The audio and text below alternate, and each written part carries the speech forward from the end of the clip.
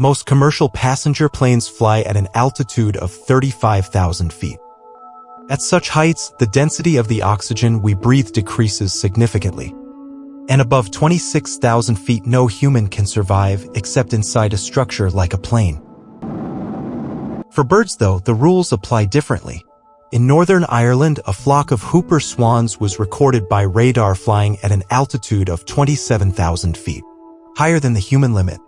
The bar-headed goose can fly 29,000 feet, and the common crane hits 33,000 feet. Both very impressive. But by far the title of the highest height ever reached by any bird belongs to the griffin's vulture, which hits an incredible 37,000 feet, flying higher than some commercial planes. At this height, the bird has a view of everything below it, and that's especially important if you are a scavenger. It can spot anything below, and while on the lookout for carrion, the bird floats on thermal winds, barely flapping its wings. So, what exactly are thermal winds? Upward thermal winds, or thermals, are columns of air that rise due to temperature differences, with warmer air rising and cooler air sinking. During daytime, heating of the ground causes surface air to become much warmer than the air above, and because warmer air is less dense, it rises and is replaced by descending cooler air. The vertical ascending current is called a thermal. Since flapping is tiresome work, birds have learned to take advantage of these thermals.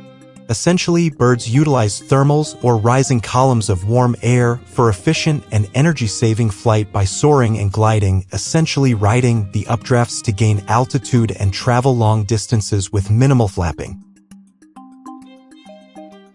The same principle is applied in paragliding, and the easiest way to spot a thermal is to look for birds flying in one spot. So how do thermals help the griffin's vulture fly so high? Generally, more sunlight leads to more thermals. And being the continent that receives the most sunlight, African thermals are ever consistent. The scorching sun reaches temperatures of 25 degrees Celsius in the Serengeti, home to the largest population of wild vultures. With such intense heat, the thermals propel the vultures to unimaginable heights. And they need these thermals because they can spend up to 7 hours a day in the skies. Their large wingspan of 2.8 meters allows them to catch and ride thermals effortlessly.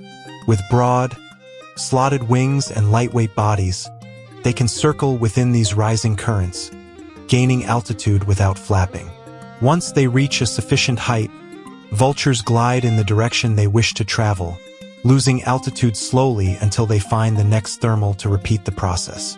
This technique is so effective that vultures can cover hundreds of kilometers without beating their wings more than a few times.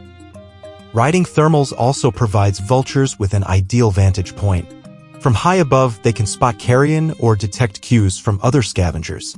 Their exceptional eyesight complements this flight style, making them some of the most efficient foragers in the animal kingdom.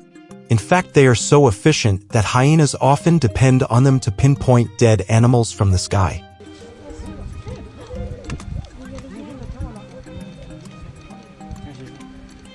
Thermal soaring also helps energy conservation by reducing body heat buildup.